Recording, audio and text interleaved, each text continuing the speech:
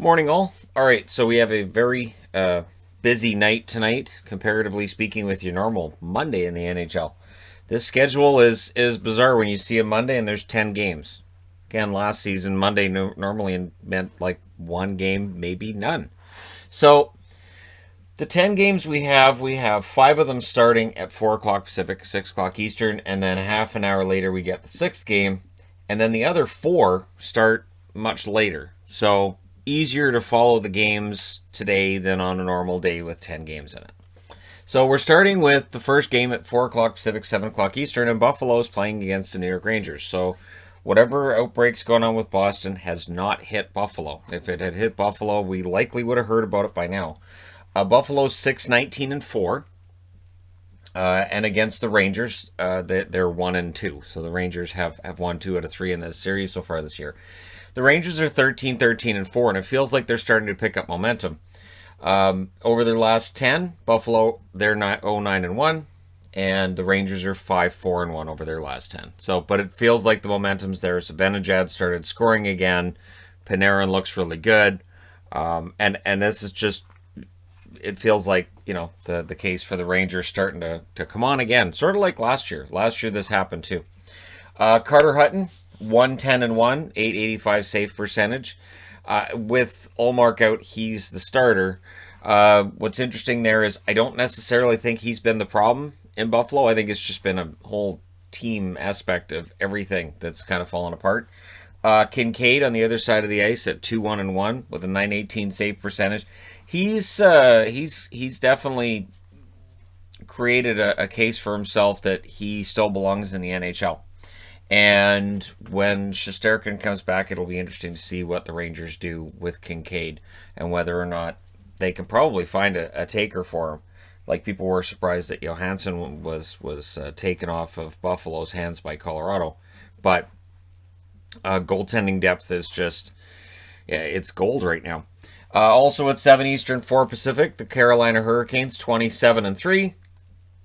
In against the 13-12-7 Columbus Blue Jackets. But remember, Columbus did find a way to win that last game. And they've won 3 out of 5 matchups. So, Carolina knows at the very least they play them tough. Carolina's 7-1-2 in their last 10, so it's been a very good run for them. Columbus is 5-3-2. And so for Columbus, it kind of feels like they're falling into that number 4 spot. They're not playing great, but they're definitely playing well enough to get that number 4 spot as Dallas continues to lose. Nashville was pretty far back in the first place, and Chicago, well, they still have really nice jerseys, the Chicago Blackhawks. All right, so with goaltenders, and again, this isn't the starting goalies for tonight. I just want to talk about a goalie for each team. James Reimer, 12-4-1, 909 save percentage. The save percentage isn't fantastic, but his record is. And the team plays really well in front of him. Joonas Korpisalo is 8-9-5 with a 900 save percentage. And his overall numbers this year have kind of fallen into kind of like a career average before Bobrovsky left. And we'll see whether or not he's able to get back to the kind of numbers he had last year. And I know the team hasn't been playing as well in front of him as well. Also at 7 Eastern, 4 Pacific, the 21-13 Edmonton Oilers in against the 14-8-9 Montreal Canadiens. And Montreal's won 2 out of 3 meetings between these two this year. For the Oilers, over their last 10, they're 7-3. Over their last 10, Montreal's 4-2-4. So this is where the 3-point system is odd. Montreal's lost 6 out of 10, but they've only lost 4 of them, or they only lost 2 of them in regulation. The other 4 were in extra time. So you could say, well, they've only lost 2 in regulation in their last 10. Edmonton's lost 3 in regulation in their last 10. And Edmonton's the one team that has not lost anything in extra time. They are 21-13. Mike Smith, 11-3, 922 save percentage. He's been fantastic throughout a majority of his starts this yeyear. Carey Price, 10-5-5 with a 903 save percentage.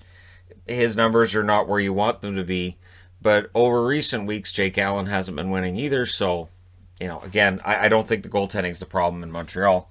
4 o'clock Pacific, 7 o'clock Eastern, Calgary's in against the Ottawa Senators. Ottawa's given them fits this year.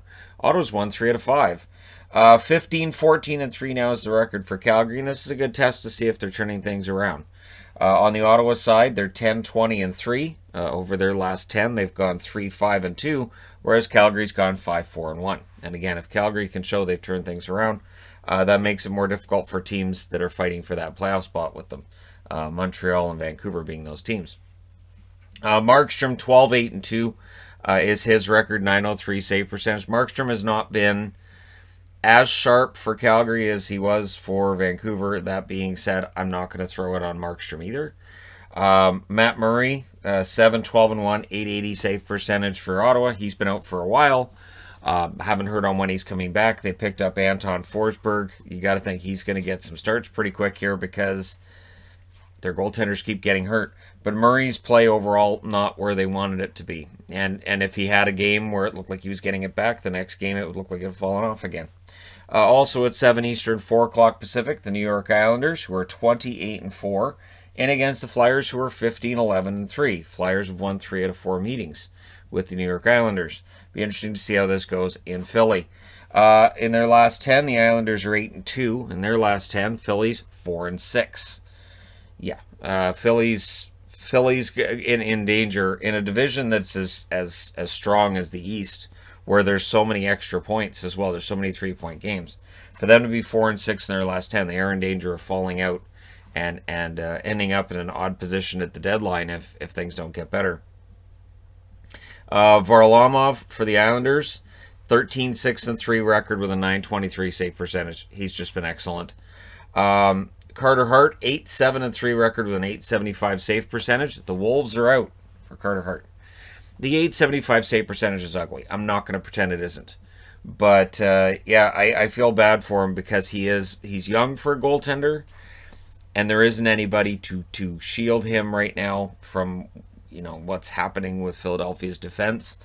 Brian Elliott, I like Brian Elliott, but the kind of goaltender that you want to help shepherd a goaltender into a starter's role is sort of like what we had last year with Samsonov had Holtby, right? Holtby, and I know Holtby didn't necessarily have a great year, but Holtby a lot of experience, and I don't know, it's just different. And yeah, hopefully Carter Hart can turn things around. I still think there's a good goaltender there. I did a video on it last week.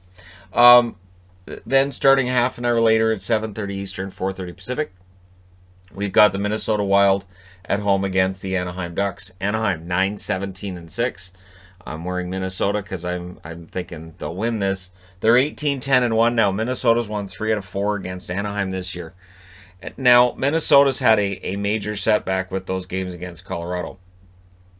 It's not just that they lost, it's how. It's how absolutely total that domination was. And so they have to learn from that. Colorado was a team they'd won 2 out of 4 against, and then those 2 games happened, and now they've won 2 out of 6 against them. So for the Anaheim Ducks over their last 10, they're 3, 6, and 1. Ryan Miller, his numbers are not fantastical. 3, 5, and 1 record with an 877 save percentage. We'll see if Stolarz gets a start for them at some point. Stolarz in relief looked okay, and we'll see if they give him a shot. On the Anaheim on the Minnesota front, where they're 6 and 4 in their last 10, Kakkonen 12 and 5 with a 921 save percentage. So he emerges from those Colorado games. He still has a save percentage above 920. So there's that.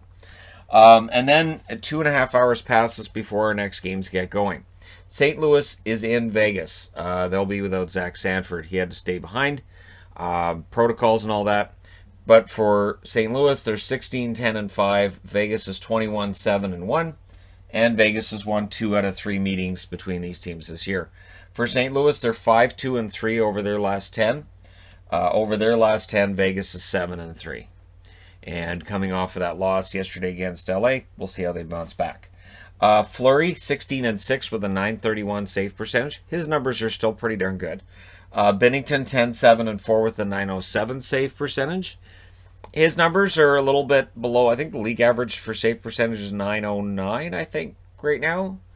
It might be 907, though. So he's giving them right around average goaltending if you look at the numbers. And a very popular player because he kind of won him that silver thing that they hold up every June. This year it'll be later than that. But, yeah, or sometimes they hold it up in October. So yeah, we'll see how things go with Bennington, or September. But September, I don't know. All the months kind of bleed together over the last 12, don't they? All right, so yeah, we'll see if St. Louis can go in and knock off Vegas, who are playing their second in 2 days. Then also at 10 Eastern, 7 Pacific, Winnipeg, who are coming off of back-to-back losses for the first time in, well, a while, because first time this season they've lost back-to-back in regulation. They're 18-11-2. Vancouver 16-16-3. And having had a day off, they're now back at it. Winnipeg's won 3 out of 5 between themselves and the Canucks this year. So we'll see how it goes for Winnipeg. Over their last 10, they're 5-4-1. Vancouver's 7-2-1. Vancouver's trending in the right direction. And you know, over their last 10, they've been catching up to Winnipeg a little bit. And we'll see. Because if they can win that in regulation, they make a better case for themselves. But Vancouver needs to start getting wins in regulation. On the goaltending front, Hellebuck 13-9-2, and right down at save percentage. I think it's 922, 920, somewhere around there. He's been very good. I mean, Hellebuck, he's helped Winnipeg win games they have no business winning. And maybe part of what's happened with the back-to-back regulation losses is that some of the issues in their game have started to cost them because they're not getting that heroic goaltending, which is something people have said of them this year. Thatcher Demko is giving the heroic goaltending to Vancouver. He's 12-10-1 with a 921 save percentage. And it wasn't that long ago that his win-loss record and his save percentages, they weren't very good. And now, excellent. So yeah, we'll see if Demko can get things going again. Although Holtby was not at fault for that loss against Montreal. Then also at 10 Eastern, 7 Pacific, the Colorado Avalanche, 19-8-2.